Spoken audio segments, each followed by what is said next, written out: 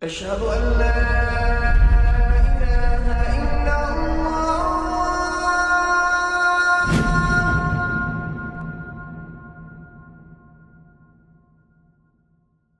Raindrops media পরিবেশিত audio lecture series সিরাহ।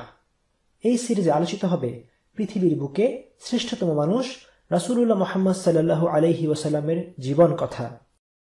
ইন্নাল হামদুলিল্লাহ ওয়াসসালাতু ওয়াসসালামু আলা রাসূলিল্লাহ ওয়া আলা আলিহি ওয়া আসহাবিহি ওয়া সাল্লামা তাসলিমান কাসীরান মাজিদান ইলা ইয়াউমিদ্দিন, আম্মা বা'দ। আল্লাহ রাসূল সাল্লাল্লাহু আলাইহি ওয়াসাল্লামের সিরাতের সফলতম সময় চলছিল। আল্লাহ রাসূল সাল্লাল্লাহু আলাইহি ওয়াসাল্লামকে নবুয়তের যেই মিশন দিয়ে পাঠানো হয়েছিল সেই মিশনের পূর্ণতা প্রাপ্তি হয়েছে। আজ থেকে 23 বছর আগে যেই তাওহীদের বার্তা তিনি নিয়ে এসেছিলেন সেই বার্তাকে লোকেরা এখন সাদরে গ্রহণ করেছে। আরব উপদ্বীপ থেকে শিরক বিতাড়িত হয়েছে। আল্লাহর ঘর কাবায় তাওহীদ প্রত্যাবর্তন করেছে। সমগ্র আরব ইসলামের শ্রেষ্ঠত্ব মেনে নিয়েছে। আরবের চারপাশে ইসলাম কড়া নাড়তে শুরু করেছে। আর আল্লাহর ইচ্ছায় রাসূল সাল্লাল্লাহু আলাইহি ওয়াসাল্লাম এক প্রজন্মকে তৈরি করতে সক্ষম হয়েছেন যারা ইসলামের এই বিজয় মশাল পুরো বিশ্বে বহন করে নেয়ার যোগ্যতা রাখেন। দুনিয়ার বুকে মুসলিমদের জীবন কিভাবে পরিচালিত হবে তার বাস্তব উদাহরণ মদিনার ইসলামী রাষ্ট্রের মাধ্যমে দেখিয়ে দেয়া হয়েছে। আল্লাহ রাসূল তার উপর আরোপিত গুরুদায়িত্ব সম্পন্ন করেছেন। তার বিদায় নেয়ার সময়ও তাই ঘনিয়ে এসেছে। আল্লাহ রাসূল সাল্লাল্লাহু আলাইহি ওয়াসাল্লাম যে দুনিয়া ছেড়ে চলে যাবেন সে ব্যাপারে আল্লাহ আযজা ওয়া জাল আগে থেকেই বেশ কিছু আয়াত নাজিল করেন। আল্লাহ সুবহানাহু ওয়া তাআলা বলছেন, وَلَلْآخِرَةُ خَيْرٌ لَكَ مِنَ الْأُولَى وَلَسَوْفَ يُعْطِيكَ رَبُّكَ فَتَرْضَىٰ। আপনার জন্য পরকাল ইহকাল অপেক্ষা শ্রেয়।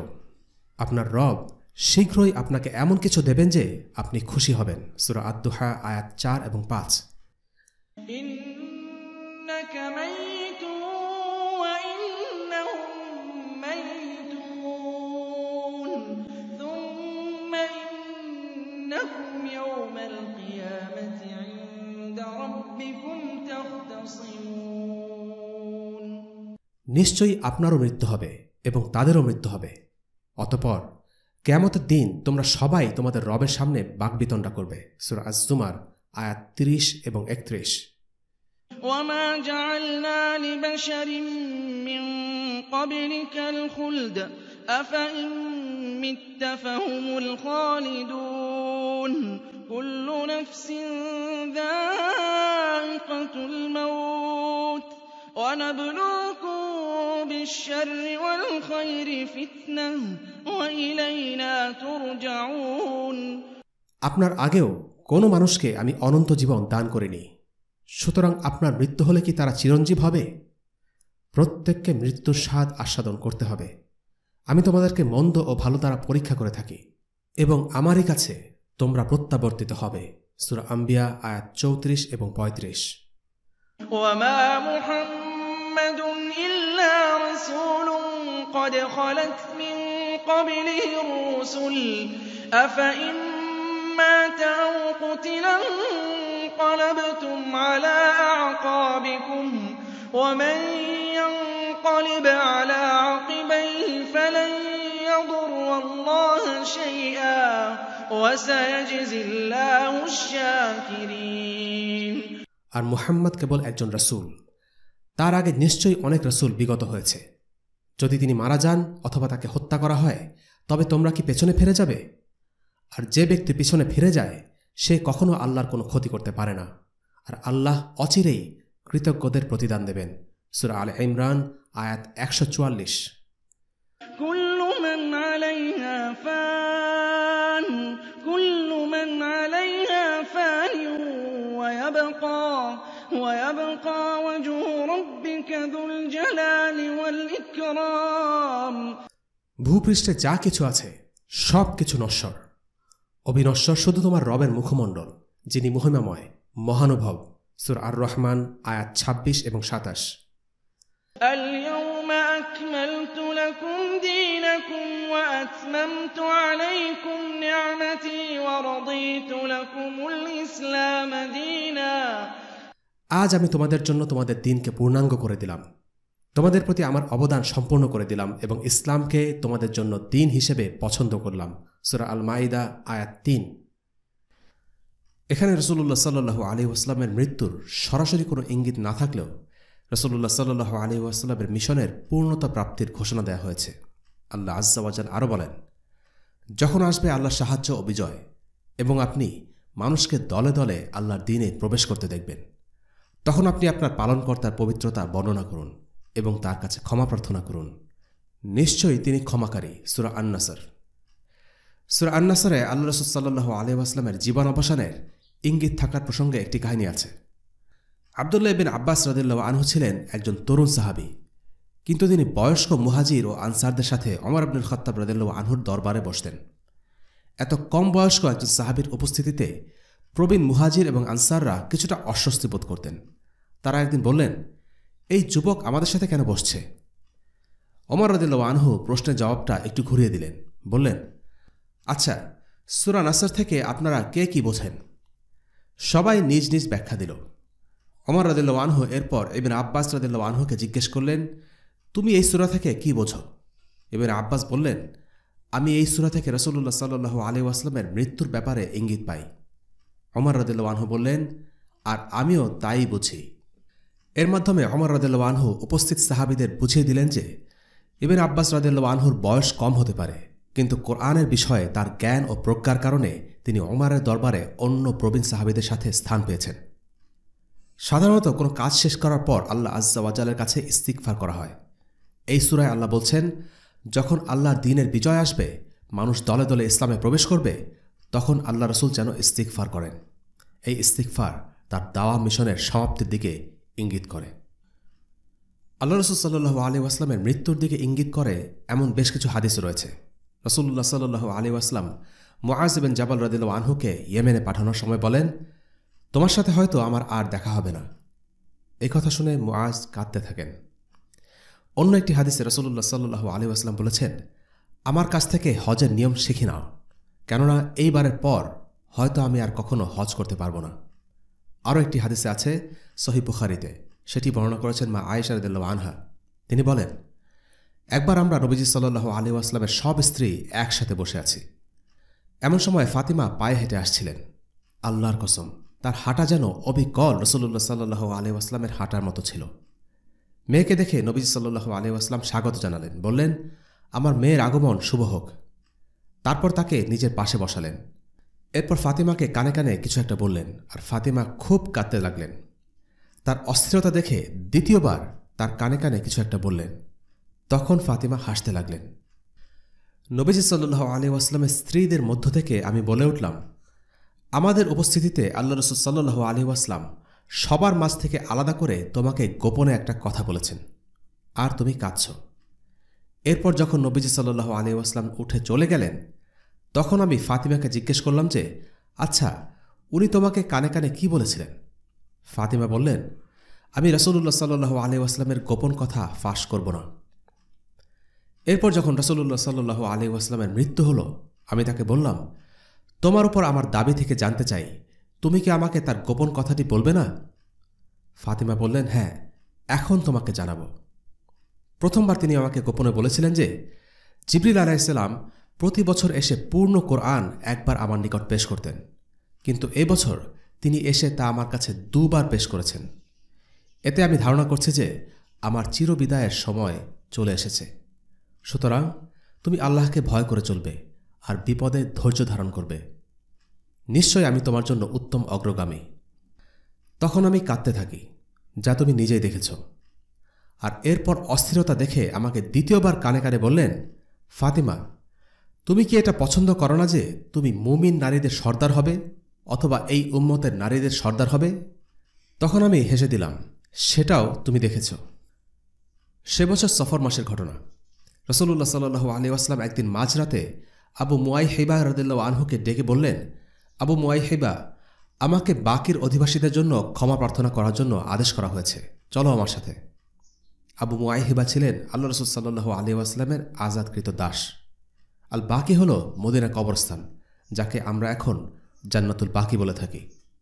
সেখানে সমাহিত করা হয়েছে সেই সব সাহাবীদের যারা রাসূলুল্লাহ সাল্লাল্লাহু আলাইহি ওয়াসাল্লামের সাথে কষ্ট করেছেন, যুদ্ধ করেছেন, ইসলামের জন্য জান দিয়েছেন। গভীর রাত, রাসূলুল্লাহ সাল্লাল্লাহু আলাইহি ওয়াসাল্লাম বাকিতে গেলেন, বললেন, হে কবরবাসী, তোমাদের প্রতি সালাম। তোমরা যে অবস্থায় আছো সেটা জীবিতদের চাইতে ভালো। তোমরা সুখী হও। আধার রাতের মতো ধেয়ে আসছে ফিতনা ফাসাদ, একটার পেছনে আরেকটা, আর প্রথমটার চাইতে পরেরটা ভয়াবহ। এরপর রাসূলুল্লাহ সাল্লাল্লাহু আলাইহি ওয়াসাল্লাম আবু মুয়াইহিবার দিকে তাকালেন, বললেন, আমাকে এই দুইয়ের মাঝে একটি বাছাই করতে বলা হয়েছিল। হয় আমি দুনিয়ার সমস্ত রত্নভাণ্ডার আর সম্পদের চাবি নিয়ে শেষ পর্যন্ত থাকব, এরপর জান্নাতে যাব, অথবা আমার রবের সাথে সাক্ষাৎ এবং জান্নাত। আবু মুয়াইহিবা রাদিয়াল্লাহু আনহু বললেন, ফিদাকা আবি ওয়া উম্মি, আপনি দুনিয়ার রত্নভাণ্ডার শেষ পর্যন্ত দুনিয়াতে থেকে তারপর জান্নাত, এই সুযোগটাই বেছে নিন। রাসূলুল্লাহ সাল্লাল্লাহু আলাইহি ওয়াসাল্লাম বললেন, না, আল্লাহর কসম, আমি আমার রবের সাথে মিলিত হওয়া এবং জান্নাতকেই বেছে নিয়েছি। বিশাল এক নেতা, অথচ কতটা নির্মোহ। দুনিয়া, সম্পদ, বাড়িগাড়ি এসবের প্রতি রাসূলুল্লাহ সাল্লাল্লাহু আলাইহি ওয়াসাল্লামের কখনোই কোনো আকর্ষণ ছিল না, লোভ তো দূরের কথা। তার উদ্বেগ ছিল উম্মাহকে ঘিরে। ইবনে কাসির রাহিমাহুল্লাহর ভাষায়, দুনিয়া ছিল রাসূলুল্লাহ সাল্লাল্লাহু আলাইহি ওয়াসাল্লামের কাছে তুচ্ছ, আর আল্লাহর কাছেও অতি তুচ্ছ। এতটাই তুচ্ছ যে দুনিয়া ছেড়ে যাবার সময় রাসূলুল্লাহ সাল্লাল্লাহু আলাইহি ওয়াসাল্লাম কিছুই রেখে যাননি। রাসূলুল্লাহ সাল্লাল্লাহু আলাইহি ওয়াসাল্লাম এই উম্মার জন্য জীবনভর কষ্ট করেছেন। আজকে সমগ্র আরব তার পদানত, কিন্তু এই বিশাল অর্জন কোনো নিরাপদ, ঝুঁকিহীন, নির্ঝঞ্ঝাট পথে হয়নি। আরাম আয়েশ বলে কোনো বস্তু আল্লাহ রাসূল সাল্লাল্লাহু আলাইহি ওয়াসাল্লামের জীবনে ছিল না। এমনকি ঘুমের মধ্যেও তার অন্তর জাগ্রত থাকত। নবুয়তের সেই প্রথম দিন থেকেই বিরোধিতার সম্মুখীন হতে হয়েছে, প্রতিকূলতার মুখোমুখি হতে হয়েছে। দারিদ্র্য আর কষ্ট দুর্দশা ছিল তার নিত্যসঙ্গী, আর তার এই ত্যাগ তিতিক্ষার সুফল ভোগ করে আমরা আজ মুসলিম। তার এই কষ্ট, তার এই ত্যাগ ছিল আমাদের জন্য, আমার আপনার কাছে দ্বীন ইসলামকে পৌঁছে দেওয়ার জন্য। নিঃসন্দেহে আমরা রাসূলুল্লাহ সাল্লাল্লাহু আলাইহি ওয়াসাল্লামের কাছে ঋণী। রাসূলুল্লাহ সাল্লাল্লাহু আলাইহি ওয়াসাল্লাম বাকিবাসীর জন্য ক্ষমা প্রার্থনা করে সেখান থেকে চলে এলেন। এর পরপরই রাসূলুল্লাহ সাল্লাল্লাহু আলাইহি ওয়াসাল্লাম অসুস্থ হয়ে পড়েন। আল্লাহ রাসূল সাল্লাল্লাহু আলাইহি ওয়াসাল্লাম মৃত্যুশয্যায় শায়িত। আয়েশা রাদিয়াল্লাহু আনহা পাশে ছিলেন। প্রচণ্ড মাথা ব্যথায় কাতর হয়ে আয়েশা বলছিলেন, ওহ, ব্যথায় মারা যাচ্ছি। রাসূলুল্লাহ সাল্লাল্লাহু আলাইহি ওয়াসাল্লাম তখন রসিকতা করে বললেন, যদি তাই হয় আমি তোমার জন্য ক্ষমা প্রার্থনা করতে পারবো, তোমার জন্য দোয়া করতে পারবো। আয়েশা রাদিয়াল্লাহু আনহা তার স্বভাবসুলভ অভিমানী ভঙ্গিতে বললেন, হ্যাঁ, আপনি তো সেটাই চান, আমি মরে গেলে আপনি অন্য স্ত্রীদের কাছে যেতে পারবেন। রাসূলুল্লাহ সাল্লাল্লাহু আলাইহি ওয়াসাল্লাম তখন বললেন, আমারই বরং বলা উচিত ব্যথায় মারা যাচ্ছে। রাসূলুল্লাহ ছিল প্রচণ্ড জ্বর। এক সাহাবী রাসূলুল্লাহর মাথায় হাত রেখে বললেন, ইয়া রাসূলুল্লাহ, আপনার তো প্রচণ্ড জ্বর। রাসূলুল্লাহ সাল্লাল্লাহু আলাইহি ওয়াসাল্লাম তখন বললেন, হ্যাঁ, আমরা নবীরা অন্য যে কারো থেকে দ্বিগুণ কষ্ট ভোগ করে থাকি। আল্লাহ আজ্জা ওয়া জাল তাদের বেশি ভালোবাসেন, তাই তাদের পরীক্ষাগুলো বেশ কঠিন, কষ্টগুলো বেশি তীব্র, আর পুরস্কারও অন্যদের চাইতে বেশি। শেষ দিনগুলো আল্লাহ রাসূল সাল্লাল্লাহু আলাইহি ওয়াসাল্লাম কাটিয়েছিলেন স্ত্রী আয়েশার ঘরে। অন্য স্ত্রীরা তাতে সায় দিয়েছিলেন, কারণ রাসূলুল্লাহ সাল্লাল্লাহু আলাইহি ওয়াসাল্লাম তখন এতটাই অসুস্থ হয়ে পড়েন যে প্রত্যেকের ঘরে যাওয়া তার জন্য খুব কষ্টকর হয়ে পড়ে। দুজনের কাঁধে ভর দিয়ে তাকে আয়েশার ঘরে আসতে হয়। শেষ দিনগুলোতে একদিন রাসূলুল্লাহ সাল্লাল্লাহু আলাইহি ওয়াসাল্লাম মসজিদে যেতে চাইলেন। তিনি চাইলেন মানুষদের কিছু নসিহা দেবেন। বললেন, আমার গায়ে 7 বালতি পানি ঢেলে দাও, আমি মানুষের কাছে গিয়ে কিছু কথা বলতে চাই। রাসূলুল্লাহ সাল্লাল্লাহু আলাইহি ওয়াসাল্লামের শরীরে ঠান্ডা পানি ঢালা হলো, যেন শরীরের তাপমাত্রা কমে আসে আর তিনি মসজিদে যেতে পারেন। রাসূলুল্লাহ সাল্লাল্লাহু আলাইহি ওয়াসাল্লামকে মসজিদে নিয়ে যাওয়া হলো। তার মাথা ছিল কালো কাপড়ে জড়ানো। রাসূলুল্লাহ সাল্লাল্লাহু আলাইহি ওয়াসাল্লাম একা হাঁটতে পারছিলেন না, তার পা মাটিতে ঘষা খাচ্ছিল, তাই অন্যের ওপর ভর করে তাকে মসজিদে যেতে হলো। রাসূলুল্লাহ সাল্লাল্লাহু আলাইহি ওয়াসাল্লাম প্রথমেই আল্লাহ আজ্জা ওয়া জালের প্রশংসা করলেন, এরপর উহুদের শহীদদের কথা স্মরণ করলেন, তাদের জন্য সালাত পাঠ করলেন এবং মাগফিরাতের দোয়া করলেন। এরপর মুহাজিরদের উদ্দেশ্য করে বললেন, মুহাজিররা শোনো, তোমাদের সংখ্যা বৃদ্ধি পাচ্ছে, কিন্তু আনসারদের সংখ্যা কমে আসছে।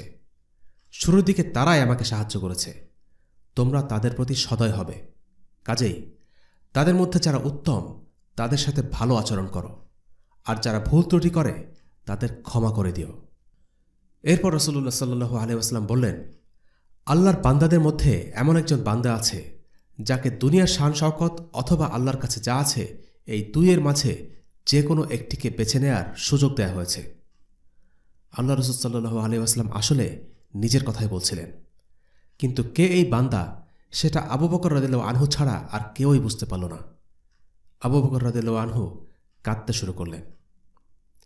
সাধারণ মানুষের কাছে মৃত্যুর ফেরেশতা হঠাৎ করে আসে, কিন্তু নবীদের কাছে জান কবজের আগে তাদের অনুমতি গ্রহণ করা হয়।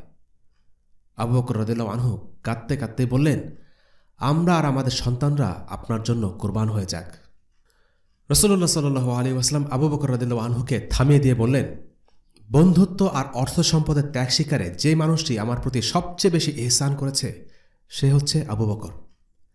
আমি যদি আল্লাহ ছাড়া অন্য কাউকে খলিল হিসেবে গ্রহণ করতাম তাহলে আবু বকরকেই নিজের খলিল বানাতাম, কিন্তু আমার সাথে আবু বকরের সম্পর্ক হল ইসলামের ভ্রাতৃত্ব ও ভালোবাসার।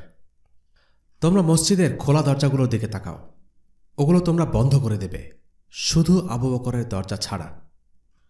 রাসূলুল্লাহ সাল্লাল্লাহু আলাইহি ওয়াসাল্লাম তার জীবনের শেষ প্রান্তে এসে সবার সামনে আবু বকর রাদিয়াল্লাহু আনহুর উচ্চ মর্যাদা এবং সম্মানিত অবস্থান সম্পর্কে সাক্ষ্য দিচ্ছেন। খলিল হল বন্ধুত্বেরও উপরে একটি স্থান যা অন্তরকে ভালোবাসায় ভরিয়ে দেয়। যদি দুনিয়াতে রাসূলুল্লাহ সাল্লাল্লাহু আলাইহি ওয়াসাল্লাম কাউকে খলিল হিসাবে বেছে নিতেন তাহলে সেই স্থানটি হতো আবু বকর রাদিয়াল্লাহু আনহুর। কিন্তু যেহেতু রাসূলুল্লাহ সাল্লাল্লাহু আলাইহি ওয়াসাল্লাম আল্লাহর খলিল, তাই আবু বকর রাদিয়াল্লাহু আনহু হলেন তার দ্বীনের ভাই, বন্ধু এবং সবচেয়ে আপনজন। মসজিদে নববীর সাথে রাসূলুল্লাহ সাল্লাল্লাহু আলাইহি ওয়াসাল্লামের ঘর ছাড়াও আরও কিছু সাহাবীদের ঘর লাগোয়া ছিল, আর সেই ঘর দিয়ে সরাসরি মসজিদে নববীতে প্রবেশ করা যেত। সেগুলো ছিল অনেকটা ব্যক্তিগত দরজার মতো। রাসূলুল্লাহ সাল্লাল্লাহু আলাইহি ওয়াসাল্লাম বলছেন, শুধু আবু বকরের দরজাই খোলা থাকবে আর বাকিগুলো বন্ধ হয়ে যাবে। অনেক আলিম মনে করেন এই আদেশের মাধ্যমে আল্লাহ রাসূল সাল্লাল্লাহু আলাইহি ওয়াসাল্লাম তার ইন্তেকালের পরে আবু বকর রাদিয়াল্লাহু আনহুর খলিফা হওয়ার দিকে ইঙ্গিত করেছেন, তবে এটা তার আদেশ ছিল না। রাসূলুল্লাহ সাল্লাল্লাহু আলাইহি ওয়াসাল্লাম তার উম্মাহকে নিয়ে চিন্তিত ছিলেন। তিনি আশঙ্কা করতেন তার মৃত্যুর পর মুসলিমরা খ্রিস্টান ও ইহুদিদের অনুসরণ করা শুরু করতে পারে। মৃত্যুর 4 দিন আগে তাই তিনি এই ব্যাপারে ওয়াসিয়াত করে দিতে চাইলেন। তিনি বললেন, জাজিরাতুল আরব থেকে তোমরা ইহুদি, খ্রিস্টান ও মুশরিকদের বের করে দেবে, আর প্রতিনিধি দলের সাথে আমি যেমন ব্যবহার করতাম তেমন ব্যবহার করবে। আল্লাহ রাসূল সাল্লাল্লাহু আলাইহি ওয়াসাল্লাম দ্বীন ইসলামের বিশুদ্ধতা নিশ্চিত করতে চেয়েছেন, তাই ইসলাম ছাড়া অন্য কোনো ধর্মকে সেখানে স্থান দিতে চাননি। তিনি ইহুদি ও খ্রিস্টানদের ব্যাপারে আরও বললেন, আল্লাহর লানত ইহুদি ও খ্রিস্টানদের প্রতি। তারা তাদের নবীদের কবরের উপর মসজিদ বানাচ্ছে, তারা তাদের নবীদের কবরকে মসজিদ বানিয়ে দিয়েছে। অর্থাৎ তিনি মুসলিমদের নিষেধ করে দেন যে তারা যেন কবরস্থানকে ইবাদতের স্থান বানিয়ে না নেয়, যেই ভুলটা ইহুদি ও খ্রিস্টানরা করেছে। জীবনের অন্তিম পর্যায়ে আল্লাহ রাসূল সাল্লাল্লাহু আলাইহি ওয়াসাল্লাম আরও একটি বিষয়ের উপর জোর দেন, আর সেটি হল সালাত। রাসূলুল্লাহ সাল্লাল্লাহু আলাইহি ওয়াসাল্লাম বলেন, সালাতের ব্যাপারে যত্নশীল হও। তিনি মুসলিমদের দাসদের প্রতি যত্নশীল হবারও উপদেশ দেন নারীদের ব্যাপারে, যেন তাদের উপর অবিচার করা না হয়। আর জিহাদের ব্যাপারে বলেন, মানুষ যখন জিহাদ ছেড়ে দেবে তখনই অপদস্থ হবে। মৃত্যুর 4 দিন আগ পর্যন্ত আল্লাহ রাসূল সাল্লাল্লাহু আলাইহি ওয়াসাল্লাম সালাতের ইমামতি করেছিলেন, কিন্তু ঈশার ওয়াক্তে তার শরীর এতটাই খারাপ হয়ে গেল যে তিনি কোনোভাবেই উঠে দাঁড়াতে পারছিলেন না, বারবার বেহুশ হয়ে পড়ছিলেন। শেষ পর্যন্ত বললেন, আবু বকর যেন ইমামতির দায়িত্ব পালন করেন। কিন্তু আয়েশা রাদিয়াল্লাহু আনহা চাচ্ছিলেন না যে তার বাবা আবু বকর রাদিয়াল্লাহু আনহু সালাতের নেতৃত্ব দিক। তিনি বললেন, ইয়া রাসূলুল্লাহ, আমার বাবা তো খুব নরম মনের মানুষ, আমি ভয় পাচ্ছি উনি যদি আপনার স্থানে দাঁড়ান তাহলে হয়তো ওনার পক্ষে ইমামতি করাই অসম্ভব হয়ে যাবে। রাসূলুল্লাহ সাল্লাল্লাহু আলাইহি ওয়াসাল্লাম আবারও বললেন, আবু বকরকে বলো সালাতে ইমামতি করতে। আয়েশা রাদিয়াল্লাহু আনহা আবারও একই কথা বললেন, এভাবে 3 বার। এরপর রাসূলুল্লাহ সাল্লাল্লাহু আলাইহি ওয়াসাল্লাম বলেন, তোমরা নারীরা হলে ইউসুফের নারীদের মতো, আবু বকরকে বলো সালাতে ইমামতি করতে। ইউসুফের নারীর সাথে তুলনা দেবার কারণ হল, আল আজিজের স্ত্রী যখন অন্য নারীদের দাওয়াত দিয়েছিল বাহ্যত মনে হবে সেটা স্রেফ নারীদের জন্য একটা আসর বা আড্ডার আয়োজন, কিন্তু তার আসল উদ্দেশ্য ছিল সবাই যেন ইউসুফকে দেখতে পায়, অর্থাৎ তার মুখের কথা ছিল এক আর মনের কথা ছিল আর এক। যখন আল্লাহ রসুল সাল্লাল্লাহু আলাইহি ওয়াসাল্লাম আবু বকরকে ইমামতি করানোর আদেশ করেছেন, তখন আয়েশা রাদিয়াল্লাহু আনহা কারণ হিসেবে দেখিয়েছিলেন তার বাবা খুব নরম মনের মানুষ, তাই তিনি ইমামতি করতে গিয়ে হয়তো আবেগপ্রবণ হয়ে পড়তে পারেন, কাজেই তিনি ইমামতি না করাই ভালো। তবে আসল কারণ সেটা ছিল না। আসল কারণ কি ছিল সেটা আয়েশা রাদিয়াল্লাহু আনহা পরবর্তীতে নিজেই বলেছেন, আমি চাইনি আমার বাবা সালাত পড়ান, তার কারণ হল মানুষ হয়তো আল্লাহ রসুল সাল্লাল্লাহু আলাইহি ওয়াসাল্লামের স্থানে দাঁড়ানোর জন্য তাকে অপছন্দ করতে পারে। আল্লাহ রসুলের স্থানে অন্য কাউকে দেখতে উম্মাহ অভ্যস্ত নয়, কিন্তু আল্লাহ রসুল সাল্লাল্লাহু আলাইহি ওয়াসাল্লাম আবু বকরকেই ইমামতির জন্য নির্ধারিত করে দিয়ে গেছেন। আয়েশা রাদিয়াল্লাহু আনহা বলেন, যখন রাসূলুল্লাহ সাল্লাল্লাহু আলাইহি ওয়াসাল্লাম অসুস্থ বোধ করতেন, তখন মুআউযিযাতাইন অর্থাৎ সূরা নাস, সূরা ফালাক পড়ে নিজের হাতে ফু দিয়ে শরীরে মুছে নিতেন। কিন্তু এবার রাসূলুল্লাহ সাল্লাল্লাহু আলাইহি ওয়াসাল্লাম এতটাই অসুস্থ হয়ে পড়লেন যে নিজের হাতে সেটা করতে পারছিলেন না। তাই আয়েশা রাদিয়াল্লাহু আনহা সূরাগুলো পড়ে রাসূলুল্লাহ সাল্লাল্লাহু আলাইহি ওয়াসাল্লামের হাতে ফু দিতেন এবং তার হাত দিয়েই তার শরীর মুছে দিতেন। কেন রাসূলুল্লাহ সাল্লাল্লাহু আলাইহি ওয়াসাল্লামের হাত আয়েশা রাদিয়াল্লাহু আনহার হাত থেকে বেশি বরকতময়। উসামা ইবনে যায়েদ রাদিয়াল্লাহু আনহুর সেনাবাহিনী অবস্থান করছিল মদিনার বাইরে জুরফে। রাসূলুল্লাহ সাল্লাল্লাহু আলাইহি ওয়াসাল্লাম খুব অসুস্থ হয়ে পড়লে উসামা ইবনে যায়েদ রাদিয়াল্লাহু আনহু তাকে দেখতে মদিনায় আসলেন। রাসূলুল্লাহ সাল্লাল্লাহু আলাইহি ওয়াসাল্লাম তখন এতটাই অসুস্থ যে কথা বলার শক্তিটুকু পর্যন্ত ছিল না। উসামা ইবনে যায়েদ রাদিয়াল্লাহু আনহু বলেন, রাসূলুল্লাহ সাল্লাল্লাহু আলাইহি ওয়াসাল্লাম তার হাত উঠিয়ে আমার দিকে ইঙ্গিত করলেন। আমি বুঝতে পারলাম রাসূলুল্লাহ সাল্লাল্লাহু আলাইহি ওয়াসাল্লাম আমার জন্য দোয়া করছেন। কি যন্ত্রণা আর কষ্টের মাঝেও রাসূলুল্লাহ সাল্লাল্লাহু আলাইহি ওয়াসাল্লাম উসামা ইবনে যায়েদ রাদিয়াল্লাহু আনহুর জন্য দোয়া করেছিলেন। এতে বোঝা যায় উসামার জন্য রাসূলুল্লাহ সাল্লাল্লাহু আলাইহি ওয়াসাল্লামের ভালোবাসা কতটা প্রবল ছিল। মৃত্যুর দুদিন আগে রাসূলুল্লাহ সাল্লাল্লাহু আলাইহি ওয়াসাল্লাম কিছুটা সুস্থ বোধ করছিলেন। তিনি মসজিদে যেতে চাইলেন। দুইজনের কাঁধে ভর করে মসজিদে প্রবেশ করলেন।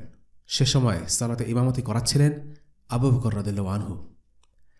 রাসূলুল্লাহ সাল্লাল্লাহু আলাইহি ওয়াসাল্লামকে দেখতে পেয়ে আবু বকর পেছনে সরে আসতে চাইলেন, কিন্তু রাসূলুল্লাহ সাল্লাল্লাহু আলাইহি ওয়াসাল্লাম তাকে ইঙ্গিত করে বোঝালেন তিনি সেখানেই যেন থাকেন।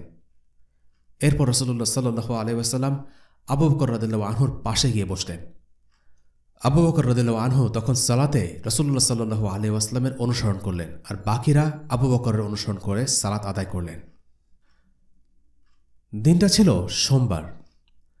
আল্লাহ রাসূল সাল্লাল্লাহু আলাইহি ওয়াসাল্লাম সেদিন আমাদের ছেড়ে চলে যান। কেমন ছিল সেই দিন? ফজরের ওয়াক্তে আবু বকর রাদিয়াল্লাহু আনহু মুসলিমদের সালাত পড়াচ্ছেন। রাসূলুল্লাহ সাল্লাল্লাহু আলাইহি ওয়াসাল্লাম তার ঘরের পর্দা সরিয়ে মসজিদের ভেতরে তাকালেন।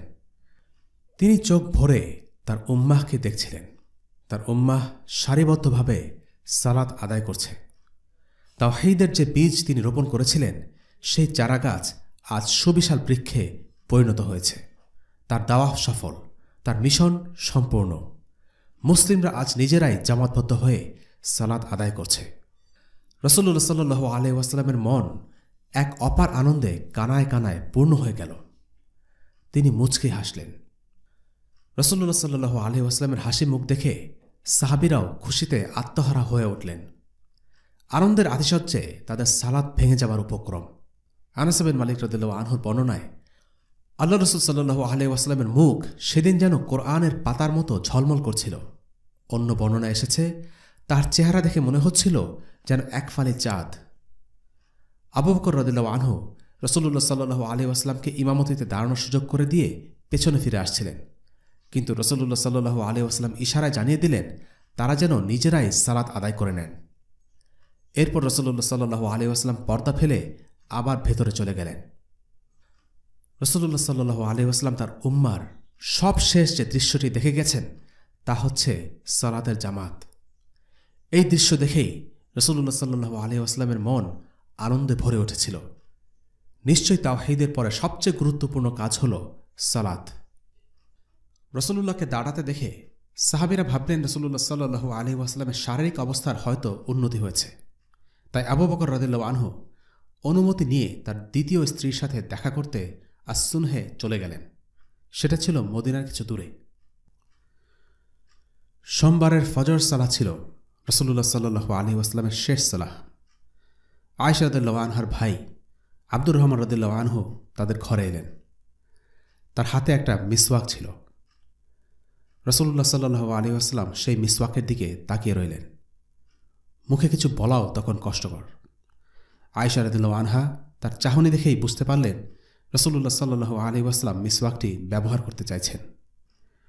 তিনি জিজ্ঞেস করলেন, আপনি কি এটা চান? রাসূলুল্লাহ সাল্লাল্লাহু আলাইহি ওয়াসাল্লাম ইঙ্গিতে বললেন, হ্যাঁ চাই। আয়েশা রাদিয়াল্লাহু আনহা তখন মিসওয়াকটি তার ভাইয়ের কাছ থেকে নিয়ে এর অন্য পাশ নরম করে রাসূলুল্লাহ সাল্লাল্লাহু আলাইহি ওয়াসাল্লামের দিকে এগিয়ে দিলেন। আয়েশা রাদিয়াল্লাহু আনহা বলেন, তিনি এমনভাবে মিসওয়াক করছিলেন যে দেখে মনে হচ্ছিল যেন তিনি একদম সুস্থ। জীবনের একদম শেষ প্রান্তে এসেও রাসূলুল্লাহ সাল্লাল্লাহু আলাইহি ওয়াসাল্লাম মিসওয়াক ব্যবহারের সুন্নাহ ত্যাগ করেননি। রাসূলুল্লাহ সাল্লাল্লাহু আলাইহি ওয়াসাল্লামের কষ্ট যন্ত্রণা বাড়তে থাকে। তার কষ্ট দেখে ফাতিমা বলে উঠলেন, বাবার কতই না কষ্ট হচ্ছে। সেই কষ্টের মুহূর্তেও তিনি মেয়ের কথার উত্তর দিলেন, বললেন, আজকের দিনের পর তোমার বাবার আর কোনো কষ্ট নেই মা। মৃত্যুর মুহূর্তে আল্লাহ রাসূল সাল্লাল্লাহু আলাইহি ওয়াসাল্লাম শুয়েছিলেন আয়েশা রাদিয়াল্লাহু আনহার কোলে মাথা রেখে। পানির পাত্রে হাত ভিজিয়ে বারবার নিজের মুখ মুছে বলছিলেন, আল্লাহ ছাড়া আর কোনো মাবুদ নেই, নিশ্চয়ই মৃত্যু বড়ই কঠিন। রাসূলুল্লাহ সাল্লাল্লাহু আলাইহি ওয়াসাল্লাম ছিলেন সমগ্র মানবজাতির সেরা সৃষ্টি। তাকেও মৃত্যু যন্ত্রণা সহ্য করতে হয়েছিল। শেষ সময়ে ঘনিয়ে এলো।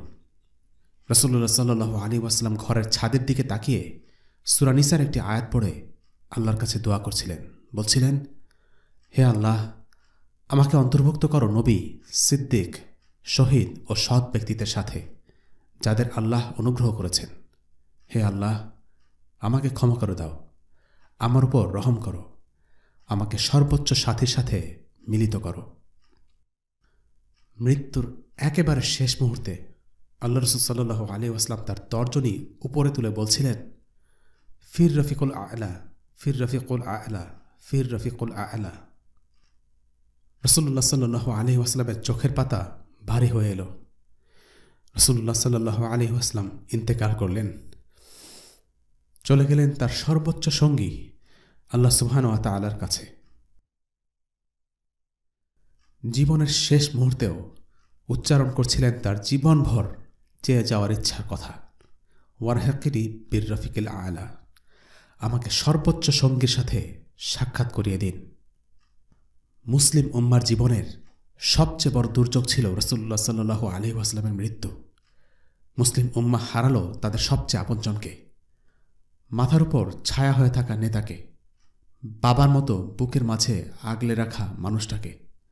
ভয়ে কষ্টে বিপদে দ্বন্দ্বে সবাই যার কাছে ছুটে যেত, যার কাছে সবাই নির্বিঘ্নে সব সমস্যার কথা বলতে পারত, যিনি ছিলেন সবার আশ্রয়, সেই মানুষটা আজ চলে গেলেন।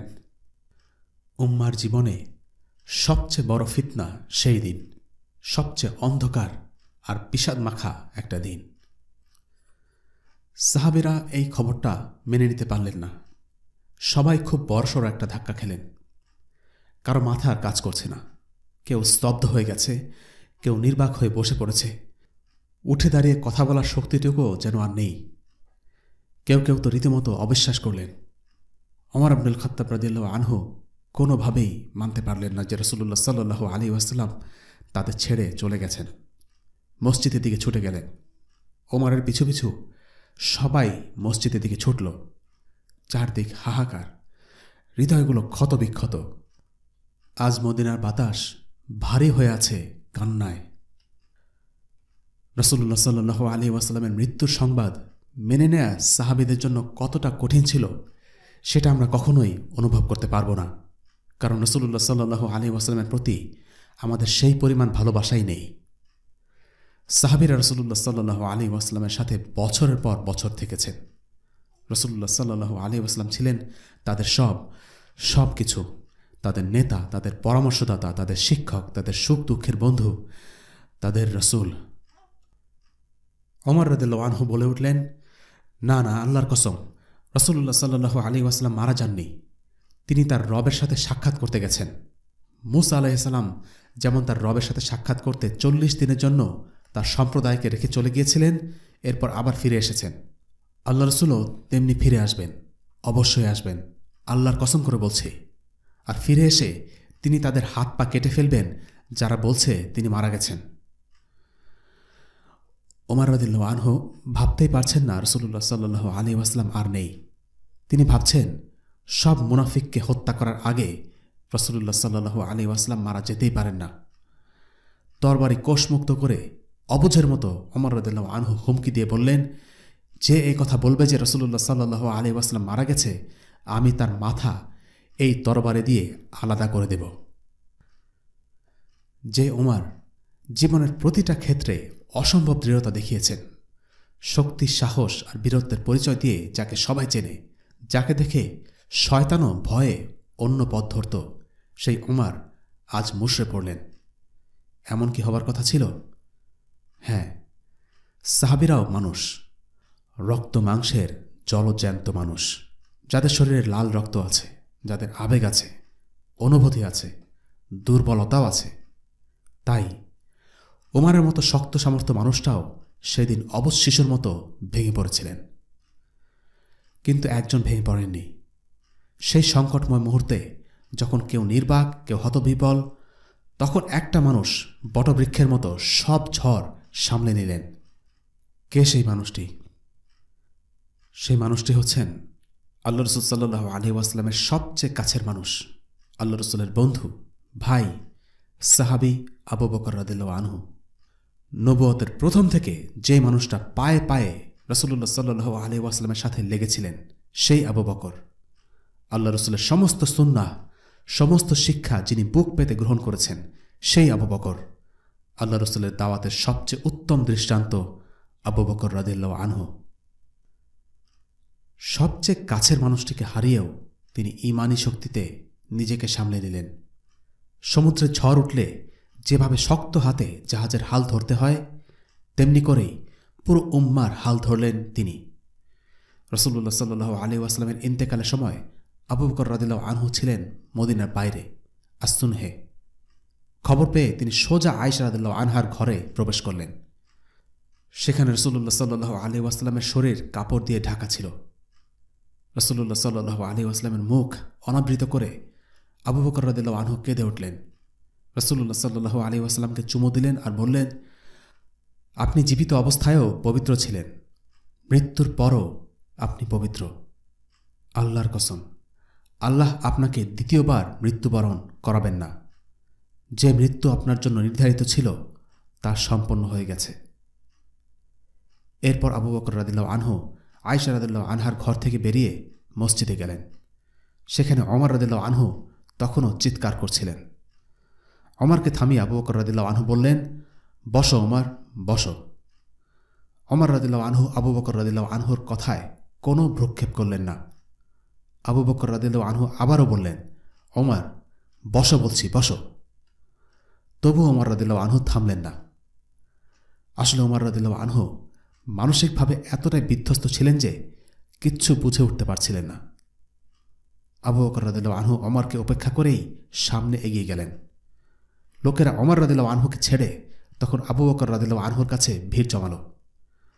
তখন আবু বকর রাদিয়াল্লাহু আনহুর সেই দিনের কথাগুলো উম্মাহ এত বছর পরেও স্মরণ করে। তিনি বলেছিলেন, যে মুহাম্মদ সাল্লাল্লাহু আলাইহি ওয়াসাল্লামের ইবাদত করে সে জেনে রাখুক মুহাম্মদ সাল্লাল্লাহু আলাইহি ওয়াসাল্লাম মারা গেছে। আর যে আল্লাহর ইবাদত করত সে জেনে রাখুক আল্লাহ চিরঞ্জীব, তার মৃত্যু নেই।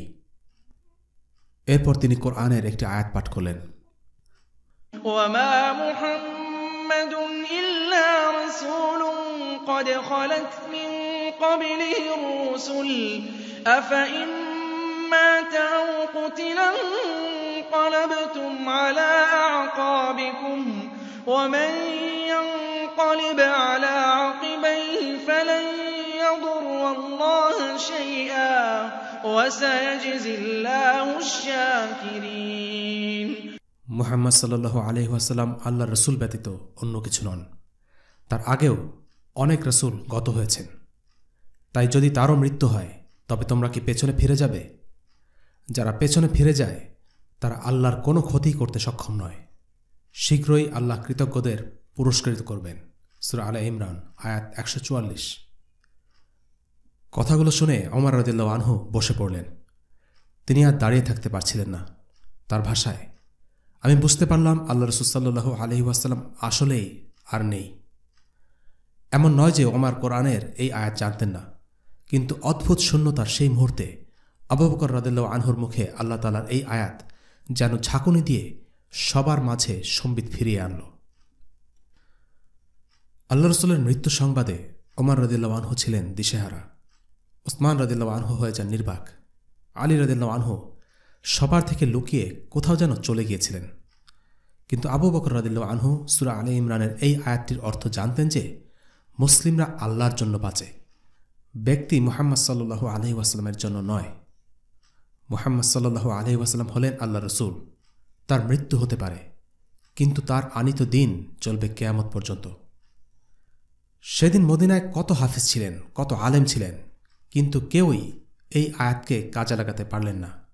সঠিক সময়ে সঠিক কাজ করেছিলেন মাত্র একজন, আল্লাহ রসুল সাল্লাল্লাহু আলাইহি ওয়াসাল্লামের ছায়া যার মধ্যে সবচেয়ে বেশি, সেই আবু বকর রাদিয়াল্লাহু আনহু। ইমাম কুরতুবী মন্তব্য করেন, সাহসিকতার মানে যদি হয় বিপদ আর কষ্টকর পরিস্থিতিতে দৃঢ় আর অবিচল থাকা, তবে আবু বকর রাদিয়াল্লাহু আনহুর সাহসিকতার সবচেয়ে বড় প্রমাণ হল কোরআনের এই আয়াত এবং এই ঘটনা। কেননা রাসূলুল্লাহ সাল্লাল্লাহু আলাইহি ওয়াসাল্লামের মৃত্যুর চাইতে বড় ফিতনা উম্মার জীবনে আর ছিল না। চারদিকে যখন বিশৃঙ্খলা ছড়িয়ে পড়ার উপক্রম, তখন যিনি হাল ধরেছিলেন তিনি হলেন আবু বকর রাদিয়াল্লাহু আনহু। আবু বকর রাদিয়াল্লাহু আনহু আল্লাহ রাসূল সাল্লাল্লাহু আলাইহি ওয়াসাল্লামের শিক্ষার সবটা আমল করেছিলেন, আর এজন্যই তিনি হচ্ছেন নবী রাসূলদের পর সর্বশ্রেষ্ঠ মানব।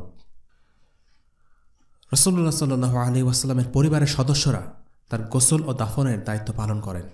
এই কাজে নিয়োজিত ছিলেন আল আব্বাস ইবনে আব্দুল মুত্তালিব, আলী ইবনে আবি তালিব, আল ফজল ইবনে আব্বাস, কুসাম ইবনে আব্বাস, উসামা বিন যায়েদ এবং রাসূলুল্লাহ সাল্লাল্লাহু আলাইহি ওয়াসাল্লামের আজাদকৃত দাস শুকরান।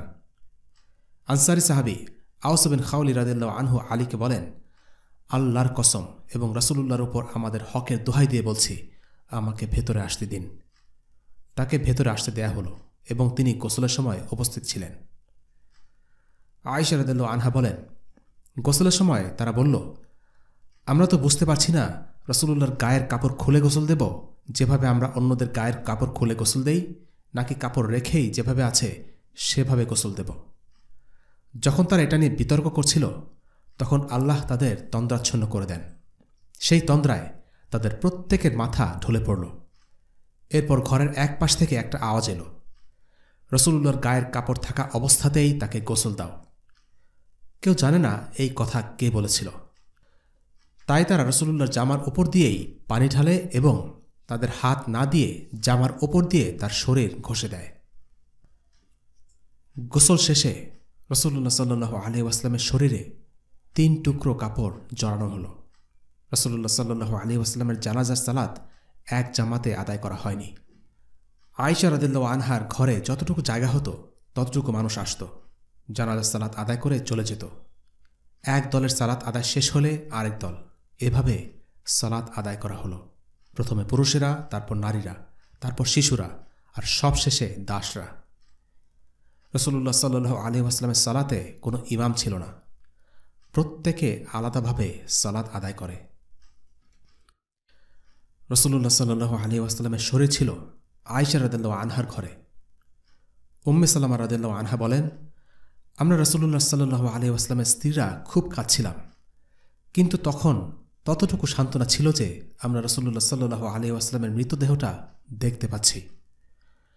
কিন্তু বুধবার গভীর রাতে যখন কবরের মাটি খোঁড়ার শব্দ পেলাম, তখন আমরাও কান্নায় ভেঙে পড়ি, চিৎকার করে উঠি। মসজিদ থেকে আমাদের চিৎকার শুনতে পেয়ে তারাও চিৎকার করে ওঠে, কেঁদে ওঠে। পুরো মদিনায় যেন একটা বিরাট আর্তনাদে পরিণত হয়।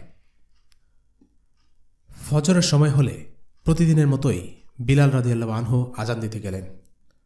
আল্লাহু আকবার, আল্লাহু আকবার, আশহাদু আল্লা ইলাহা ইল্লাল্লাহ, আশহাদু আল্লা ইলাহা ইল্লাল্লাহ। এরপর আশহাদু আন্না মুহাম্মদ রাসূলুল্লাহ বলতে গিয়ে তিনি আর বলতে পারলেন না। গলার কাছের আওয়াজগুলো যেন সব দলা পাকিয়ে গেল। কান্নায় ভেঙে পড়লেন বিলাল। আজান শেষ করতে পারলেন না। বিলাল রাদিয়াল্লাহু আনহু ছিলেন আল্লাহ রসুলের মুআজ্জিন। রসুলের মৃত্যুর পর তিনি আর কারো জন্য আজান দেননি। আয়েশা রাদিয়াল্লাহু আনহার ঘরে খনন করা হলো রসুলুল্লাহর কবর। নবীরা যে স্থানে মৃত্যুবরণ করেন সেখানেই তাদের কবর দেয়া হয়। এটাই নবীদের সুন্নাহ। আয়েশা রাদিয়াল্লাহু আনহা একটি স্বপ্নে দেখেছিলেন 3টি চাঁদ তার কোলে পতিত হয়েছে। আবু বকর রাদিয়াল্লাহু আনহু এই স্বপ্নের ব্যাখ্যায় বলেছিলেন, যদি তোমার স্বপ্ন সত্যি হয় তাহলে পৃথিবীর বুকে শ্রেষ্ঠ 3 ব্যক্তির কবর তোমার ঘরে হবে। যখন রাসূলুল্লাহ সাল্লাল্লাহু আলাইহি ওয়াসাল্লাম দাফনের সময় এলো তখন আবু বকর রাদিয়াল্লাহু আনহু বললেন, তোমার চাঁদগুলোর মধ্যে এটা হলো সর্বশ্রেষ্ঠ চাঁদ। রাসূলুল্লাহ সাল্লাল্লাহু আলাইহি ওয়াসাল্লামের মৃতদেহ কবরস্থ করার সময় এলো। এই কাজটিও করলেন রাসূলুল্লাহ সাল্লাল্লাহু আলাইহি ওয়াসাল্লামের পরিবারের লোকজন। কবরে নেমেছিলেন আলী, ফাদল ইবনে আব্বাস, কুসাম ইবনে আব্বাস আর শুকরান। একটি বর্ণনা অনুযায়ী রাসূলুল্লাহ সাল্লাল্লাহু আলাইহি ওয়াসাল্লামকে কবরস্থ করার সময় মুগীরা ইবনে শুবা ইচ্ছে করে তার আংটি কবরের মধ্যে ফেলে দেন এবং সবাইকে বলেন, দাঁড়ান দাঁড়ান, আমার আংটিটা নিয়ে নিতে দিন। এই বাহানায় তিনি রাসূলুল্লাহ সাল্লাল্লাহু আলাইহি ওয়াসাল্লামের কবরে নামেন, যেন তিনি রাসূলুল্লাহ সাল্লাল্লাহু আলাইহি ওয়াসাল্লামকে স্পর্শ করা সর্বশেষ ব্যক্তিটি হতে পারেন। এরপর তিনি উঠে আসেন। দাফন কাজ শেষ করে সবাই একে একে ফিরে এলো। তখন ফাতিমা রাদিয়াল্লাহু আনহা আনাস বিন মালিক রাদিয়াল্লাহু আনহুকে বললেন, আনাস, তোমরা কিভাবে পারলে আল্লাহ রাসূল সাল্লাল্লাহু আলাইহি ওয়াসাল্লামের শরীরের উপর মাটি নিক্ষেপ করতে? আসলে রাসূলুল্লাহ সাল্লাল্লাহু আলাইহি ওয়াসাল্লামের মৃত্যু, তার গোসল, তার দাফন সবই তাদের জন্য খুবই কষ্টদায়ক ছিল।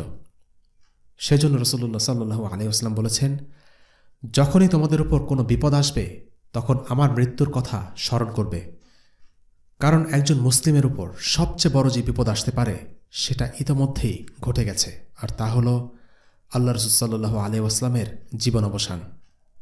আর কোনো মুসিবতই এর সাথে তুলনা করার মতো নয়। আনাস বিন মালিক রাদিয়াল্লাহু আনহু ছিলেন আল্লাহ রাসূলের ঘরে বড় হওয়া সাহাবী। তিনি বলেন, আমার জীবনের সবচেয়ে বিশেষ দিন 2টা। একটা হচ্ছে সবচেয়ে আনন্দের, আর একটা সবচেয়ে কষ্টের। আনন্দের দিনটি হল রাসূলুল্লাহ সাল্লাল্লাহু আলাইহি ওয়াসাল্লাম মদিনায় আসার দিন। সেদিন সব কিছু ছিল আলোকিত। আর সবচেয়ে কষ্টের দিন হল রাসূলুল্লাহ সাল্লাল্লাহু আলাইহি ওয়াসাল্লামের মৃত্যুর দিন। সেদিন সব কিছু যেন আধারে ছেয়ে গেল। রাসূলুল্লাহ সাল্লাল্লাহু আলাইহি ওয়াসাল্লামকে কবর দেওয়ার পর যখন আমরা হাত থেকে ধুলো ঝাড়ছিলাম তখন থেকেই মনে হতে লাগল আমাদের অন্তরগুলো আর আগের মতো নেই। রাসূলুল্লাহ সাল্লাল্লাহু আলাইহি ওয়াসাল্লামের সাথে থাকা সাহাবীদের জন্য একটা অন্যরকম অনুভূতি। যখন তিনি চলে গেলেন তখন মনে হচ্ছিল যেন সব কিছু বদলে গেছে। একদিন আবু বকর রাদিয়াল্লাহু আনহু এবং ওমর রাদিয়াল্লাহু আনহু উম্মে আইমান রাদিয়াল্লাহু আনহার সাথে দেখা করতে যান। উম্মে আইমান রাদিয়াল্লাহু আনহা তাদের দেখে কাঁদতে শুরু করেন। তারা জানতে চাইলেন, আপনি কেন কাঁদছেন? উম্মে আইমান রাদিয়াল্লাহু আনহা বললেন, আমি জানতাম আল্লাহ রাসূল সাল্লাল্লাহু আলাইহি ওয়াসাল্লাম একদিন না একদিন চলেই যাবেন। আমি কাঁদছি এই কারণে যে আর কখনো ওয়াহী নাজিল হবে না। তারা শুধু রাসূলুল্লাহ সাল্লাল্লাহু আলাইহি ওয়াসাল্লামের অভাব বোধ করছিলেন তা নয়, তারা রাসূলুল্লাহ সাল্লাল্লাহু আলাইহি ওয়াসাল্লামের মাধ্যমে যে ওয়াহী পেতেন সেটার অভাবও অনুভব করছিলেন। রাসূলুল্লাহ সাল্লাল্লাহু আলাইহি ওয়াসাল্লাম মারা যান হিজরি 11 বছরের 12ই রবিউল আউয়ালে। মৃত্যুর সময় রাসূলুল্লাহ সাল্লাল্লাহু আলাইহি ওয়াসাল্লাম ছিলেন সমগ্র আরবের অবিসংবাদিত শাসক। তিনি এমন একটা সময়ে চলে যান যখন অনারব রাজা বাদশাহরা তাকে সমীহ করতে শুরু করেছে। কিন্তু এই প্রতাপ আর প্রতিপত্তে থাকা মানুষটি কোনো সম্পদ রেখে যাননি। মৃত্যুর একদিন আগে তিনি সব দাসদাসীকে মুক্ত করে দেন। 7 দিনার ছিল, সেগুলো সাদাকা করে দেন। তার একটি বর্ম এক ইহুদির কাছে বন্ধক রাখা ছিল, সেটার বিনিময়ে তিনি কিছু জব নিয়েছিলেন পরিবারের জন্য। তিনি রেখে গেছেন কেবল একটি সাদা খচ্চর, কিছু অস্ত্র আর এক টুকরো জমি। এই জমিটিও তিনি মুসাফিরদের জন্য সাদাকা করে দিয়ে গেছেন।